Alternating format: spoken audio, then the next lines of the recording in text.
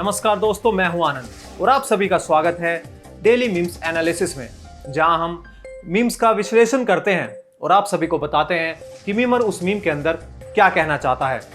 तो चलिए आज का पहला मीम ले लेते हैं। पहला मीम थोड़ा मैथमेटिकल से रिलेटेड है, तो आपको समझने में थोड़ी मुश्किल हो, लेकिन हम इसीलिए हैं यहाँ पर। तो चलिए देखते हैं पहला मीम।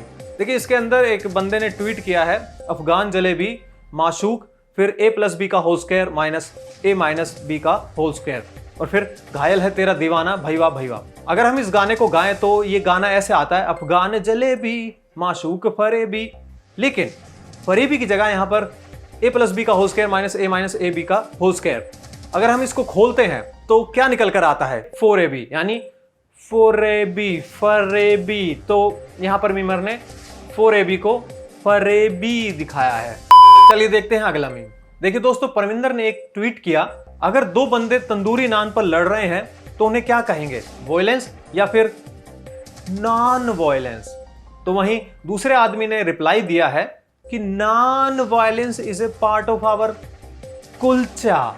देखिए दोस्तों, यहां पर ना वर्ड के साथ खेला गया है। जो पहले यूजर हैं उन्होंने कमेंट किया है कि वॉयलेंस और नॉन की जगह उन्होंने नॉन वायलेंस डाल दिया, नॉन से रिलेटेड। तो वहीं दूसरे आदमी ने जो रिप्लाई दिया है वो दिया है कि ये हमारे नॉन वायलेंस हमारे कुलचे में है, यानी नॉन वायलेंस हमारे कल्चर में है। तो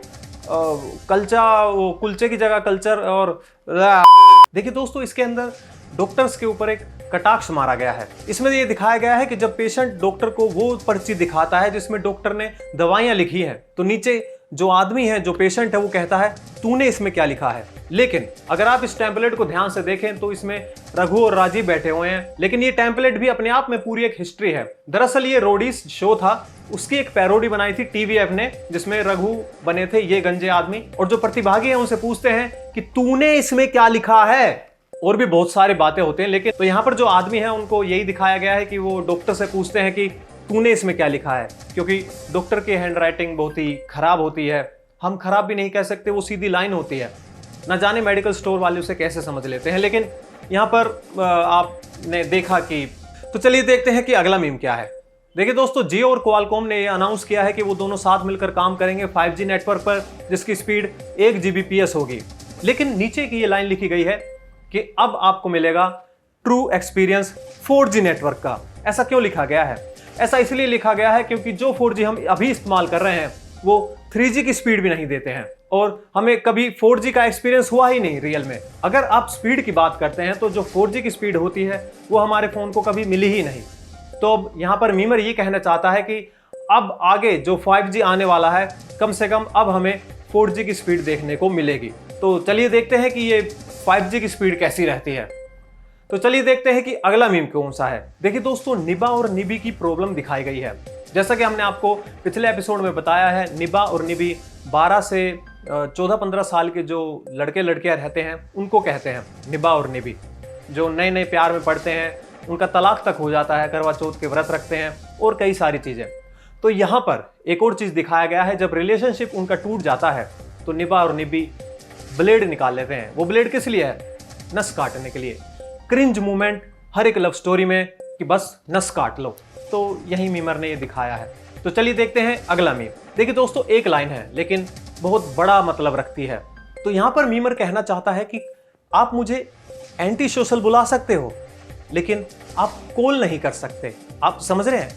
call me anti social and don't call मी। तो कॉल मी को पकड़ के वर्ड्स के साथ मीमर ने खेला है कि आप मुझे कॉल मी एंटी सोशल, आप मुझे कॉल करके मैं खुद कंफ्यूज हो गया। चलिए देखते हैं अगला मीम। देखिए दोस्तों, आप इस मीम से रिलेट कर सकते हैं क्योंकि ये खेल हर कोई खेलता है अपने एग्जाम टाइम में। देखिए यहाँ पर जब 5 मिनट बच जाते हैं एग्जामिनेशन हॉल में पेपर पर आंसर लिखते हुए, तो क्वेश्चनों के आंसर किस तरह के होते हैं। तो यहाँ पर जैसे एक क्वेश्चन दिया गया है, व्हाट इज हार्ट अटैक, तो आंसर कुछ ऐसा होता है, heart attack is the attack on the heart. और जो ब्लड प्रेशर क्या है, तो blood pressure is the pressure of blood. ये आपने खूब किया होगा, तो इसका मैं क्या बताऊं, आपको पता ही है सब। तो चलिए देखते हैं अगला मीम। देखिए दोस्तों, इसमें ये दिखाया गया है, जो भी डॉक्यूमेंट्री होती है उसमें जो सीरियल किलर होता है वो अकेला है, उसके पास कोई दोस्त नहीं है, ना उसके पास कोई लवर है, और उसका जो सारा टाइम है वो घर पर बीतता है। और यहाँ पर एक रिएक्शन है एक आदमी का जो छुप छुप के उस डॉक्यूमेंट्री को देख रहा है। वो कौन है? वो आप हैं, क्योंकि ना आपके पास फ्रेंड्स हैं, ना आपके पास लवर हैं, और आपका समय भी पूरे दिन घर पर ही बीतता है। तो ये लक्षण है एक सीरियल किलर के। तो कहीं वो सीरियल किलर आप तो नहीं? सावधान दोस्तों, आपको इस मीम को डिकोड करना है और इसका आंसर हमें कमेंट में बताना है। अगर आप देते हैं इसका सही जवाब तो आप फीचर होंगे हमारे नेक्स्ट एपिसोड में। तो चलिए ले लेते हैं अगला मीम। देखिए दोस्तों, इस मीम से आप रिलेट कर जाएं क्योंकि ये आपके साथ जरूर हुआ होगा। इसमें मीमर कहता है, जब से पेटीएम और फोन पे और गूगल पे आए हैं तब से रोड पे गिरे हुए पैसे मिलने बंद हो गए हैं। ऐसा आपके साथ भी हुआ होगा। आपको भी कभी अठन्नी चवन्नी तो मिली ही होगी, क्योंकि हम सोचते तो थे कि हमें करोड़ों रुपए वाला कोई बैग मिल जाए, लेकिन वो आज तक कभी हुआ नहीं। लेकिन अठन्नी चवन्नी 1 रुपया तो मिला ही है, लेकिन वो सब बंद हो गया है क्योंकि जब से ये ऑनलाइन ट्रांजैक्शन हुई हैं और ये पेमेंट गेटवे आ गए हैं तो इनकी वजह से। तो मीमर ने अपना दुख बयान किया है कि रास्ते में अब पड़े हुए पैसे भी नहीं मिलते। तो चलिए देखते हैं अगला मीम। देखिए दोस्तों, अगला मीम जो है इसमें लिखा हुआ है कि जब मैं कहता हूं भगवान से कि मुझे कोई साइन दो तो भगवान ये साइन दे देता है। देखिए दोस्तों, इस मीम के 2 मतलब निकलते हैं। पहला तो ये, जब कोई आदमी भगवान से प्रार्थना करता है तो यहाँ पर जो बल्ब है उसको यूज किया गया है किस्मत खुलना। तो उसकी किस्मत खुल जाती है तो वहाँ बल्ब जल जाता है। तो जब भी कोई भगवान से कोई साइन मांगता है तो बल्ब जल जाना चाहिए, लेकिन यहाँ पर बल्ब नहीं जलता है, बल्ब दीवार से बाहर आ गया है, यानी वो साइन अलग है, कुछ गलत साइन है। लेकिन इसका एक और मतलब भी है और वो मतलब बताएंगे हमारे मीम एक्सपर्ट योगेश। हाँ तो आनंद, आपने एक बात बिल्कुल ठीक कही कि इस मीम में कि अगर कोई भगवान अगर हमें इशारा करते हैं तो एक दिमाग की बत्ती जलती है, एक बल्ब जलता है और वो इशारा भगवान के द्वारा समझा जाता है। लेकिन अगर इस मीम का असल मतलब हम समझते हैं तो क्या समझे? अगर आप इस मीम को ध्यान से देखें तो इस बल्ब की जो परछाई बनी हुई है, परछाई को देखें आप तो नीचे एक व्यक्ति है, एक व्यक्ति की परछाई है और ऊपर एक रस्सी जैसा बना हुआ है। इसका क्या मतलब हुआ? व्यक्ति रस्सी पे लटका हुआ है, तो यानी कि भगवान ये कहना चाह रहे हैं कि अब तुम्हारा वक्त पूरा हो गया, अब तुम जल्दी ही इस दुनिया से उठने वाले हो, अब तुम्हारे इस धरती पे कोई वक्त नहीं बचा है, तुम्हारे दिन खत्म हो चुके हैं। बस भगवान यही इशारा करते हैं। तो बहुत ही अच्छा तरीका ढूंढा है भगवान ने, कभी पता नहीं मेरा वक्त कब आएगा। तो सीधा सा यही मतलब है, बस मीम को ध्यान से देखें, आपको मीम समझ में आ जाएगा। आनंद, बैक टू यू।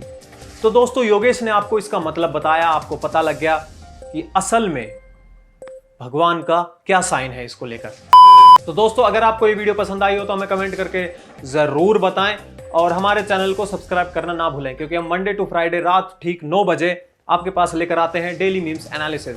और अगर आपको भी अपने मीम्स के एनालिसिस करवाने हैं तो आप अपने मीम्स हमें फेसबुक पेज पर भेज सकते हैं। तो मिलते हैं आपसे अगले एपिसोड में, तब तक के लिए नमस्कार।